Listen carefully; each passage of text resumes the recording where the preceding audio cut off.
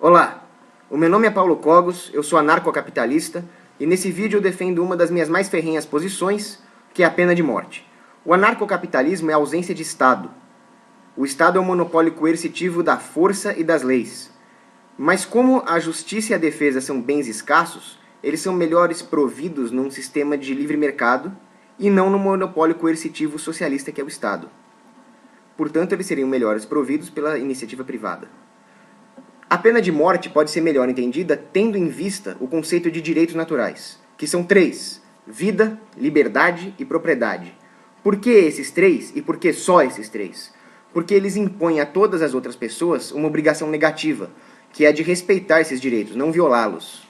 É diferente, por exemplo, de um conceito que os socialistas defendem erroneamente, que é, por exemplo, o direito ao transporte. O que diabo é o direito ao transporte? Ele necessariamente implica em escravizar alguém para que essa pessoa lhe proveja o transporte. Está errado. O transporte é um bem escasso, ele não pode ser provido através da escravidão, ele viola o direito de propriedade. Para entender melhor o conceito de direitos naturais, eu recomendo a leitura de dois autores ateus, que é o Molyneux e o Murray Rothbard. No Instituto Mises, o Molyneux deriva os direitos naturais a partir de premissas irrefutáveis e através da metodologia da lógica. No meu caso, eu sou um justnaturalista clássico, religioso. Eu entendo que os direitos naturais vêm de cima. Para isso, eu recomendo São Tomás de Aquino.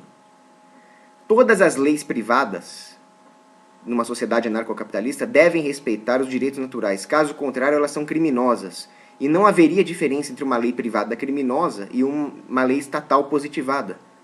E é justamente por isso que eu sou contra o Estado.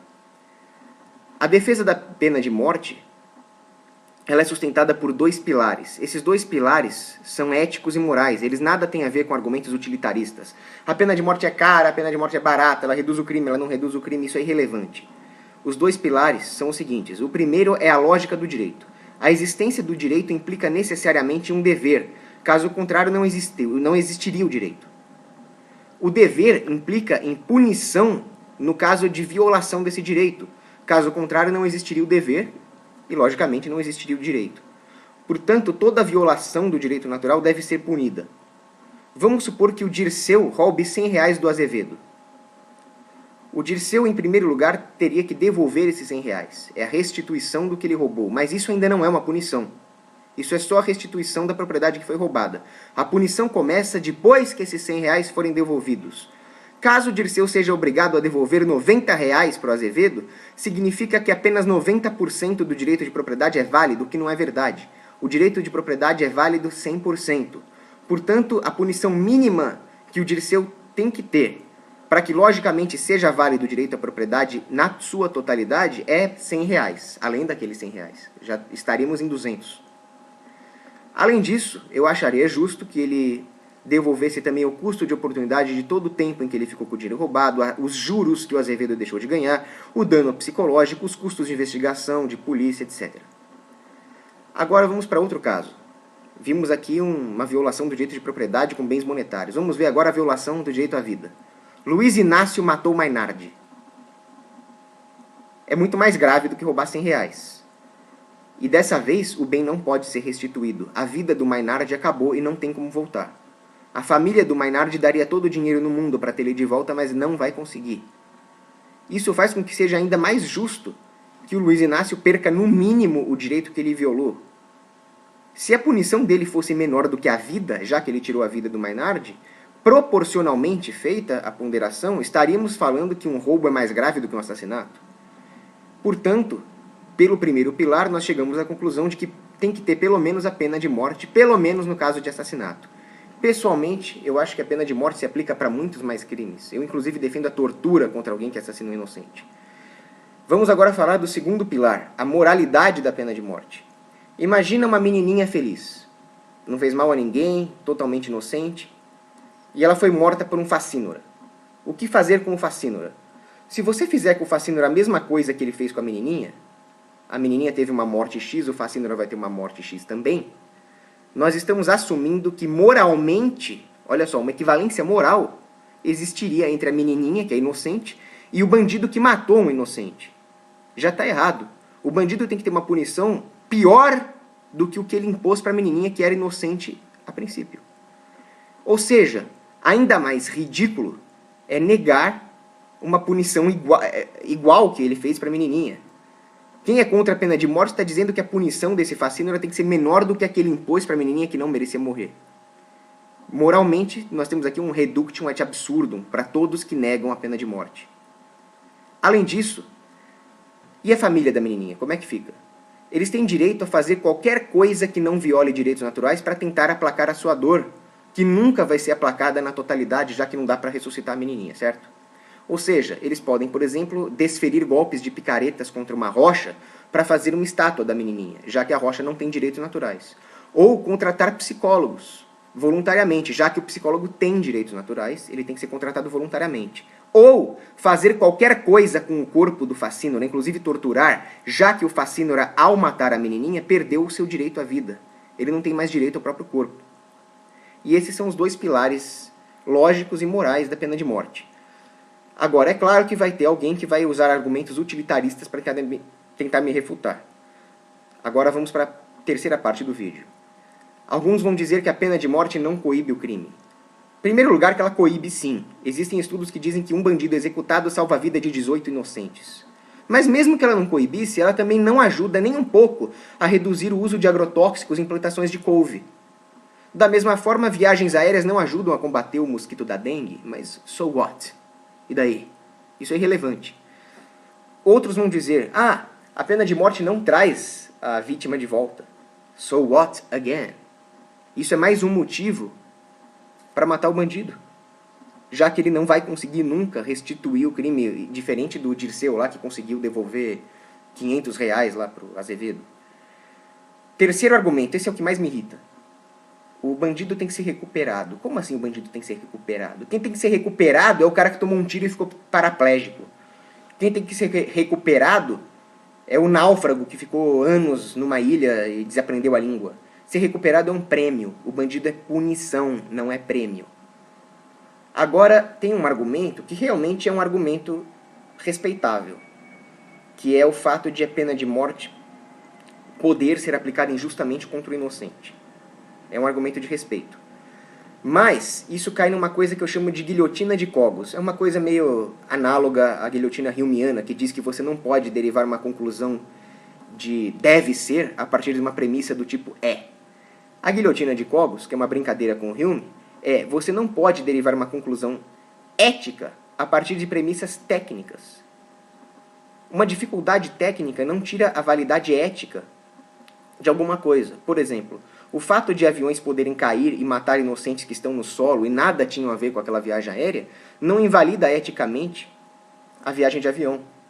Ela apenas impõe que certas regras sejam seguidas para que a viagem seja o mais seguro possível. Imagina que você tem lá um depósito de botijões de gás. Se o seu depósito de botijão de gás não segue nenhuma norma de segurança, ele é uma ameaça intrínseca a todos os vizinhos. Aí sim, você está violando um preceito ético. Você não pode ameaçar ninguém, intrinsecamente ou não. Isso faz com que medidas de segurança sejam adotadas para seus botijões de gás, e aí finalmente você pode ter a sua fábrica, o seu depósito de botijão de gás sem problemas. Um médico que não é formado em medicina, que não sabe nada, e vai fazer uma neurocirurgia e acaba matando o paciente, ele deve ser duramente punido pelo charlatanismo que resultou na morte do paciente. Isso é um problema técnico que impõe que algumas restrições técnicas sejam feitas para que não haja uma violação ética, mas de forma nenhuma refuta eticamente uma atividade per se. Portanto, o fato de a pena de morte poder incorrer em erros judiciais que acabem na execução de inocente, de forma alguma invalida a pena de morte eticamente. Vocês não chegam nem a arranhar aqueles meus dois primeiros pilares. Porém, assim como um médico deve ter uma formação para fazer uma cirurgia, a pena de morte deve ser imposta se houver um alto grau de certeza da culpa, se houver o devido processo da lei, se houver um julgamento justo. Essas são as restrições impostas pela natureza técnica da pena de morte. Tendo refutado, então, toda essa parte técnica, nós vamos para a parte 5. O argumento definitivo a favor da pena de morte é o seguinte: quer você viva numa sociedade anarcocapitalista, quer você viva num país, num estado, vamos supor que as leis vigentes te autorizaram a escrever no seu testamento a pena que você quer para o seu hipotético assassino ou assassino da sua família. Ou seja, você pode chegar lá no cartório, tá lá: eu desejo que, caso eu seja assassinado ou caso alguém da minha família seja assassinado, a pena para o assassino seja essa aqui, a seguinte: responda com toda a sinceridade, do fundo do seu coração, que pena você escolheria. Caso você escolheu a pena de morte, ou tortura, ou prisão perpétua com tortura, que é o que eu escolheria, mas ao mesmo tempo se diz contra a pena de morte, então você não é contra a pena de morte. Você é a favor do monopólio da pena de morte, desde que você seja vítima ou que a sua família seja vítima, o que é injusto, porque a justiça é universal, não é só para você. Caso você escolha uma pena fofinha para o bandido, alguma coisa menor do que eu falei, então eu sinto muito, você teve o seu caráter humano pervertido, o que faz com que a sua argumentação também não seja válida. Agora, para concluir o vídeo, na última parte, é uma parte um pouco mais longa, eu vou refutar os anarcocapitalistas que são contra a pena de morte, dentro de uma especulação de como seria o sistema judiciário no anarcocapitalismo. Eu digo especulação porque o mercado é imprevisível. Ele se baseia em probabilidades. Eu acho que vai ter cueca e tomate no anarcocapitalismo. Pode ser que não tenha, é ridiculamente improvável, mas eu acho que vai ter. Para vocês entenderem melhor o sistema de leis privadas no anarcocapitalismo, eu recomendo as seguintes fontes: Hans Hermann Hoppe, tem o vídeo dele no Instituto Mises. Eu recomendo os artigos do Stephen Kinsella sobre o assunto e o livro da Linda e Morris Tannehill. Não leiam Friedman. David Friedman, ele está errado metodologicamente. Agora é o seguinte, numa sociedade narcocapitalista, eu acredito que a maioria das pessoas seriam a favor da pena de morte. Mesmo hoje, a maioria das pessoas é a favor da pena de morte, apesar do Estado doutrinar as pessoas para serem contra. A pena de morte existia nas tribos da América Central, nos aborígenes, em tudo quanto é canto do mundo. É um conceito natural. Por que hoje a maioria das democracias ocidentais não tem pena de morte, aboliram a pena de morte? Por que a ONU tem uma moratória contra a pena de morte? Você realmente acha que esses caras são contra? Experimenta assassinar a filha da Dilma para ver se você não amanhece morto no dia seguinte. A mesma que é a chefe de uma democracia contra a pena de morte.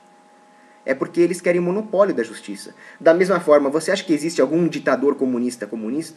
O Fidel Castro tem 900 milhões de dólares e adora casaco da Adidas. Eles querem o monopólio do capitalismo. Eles não são socialistas, eles não são burros.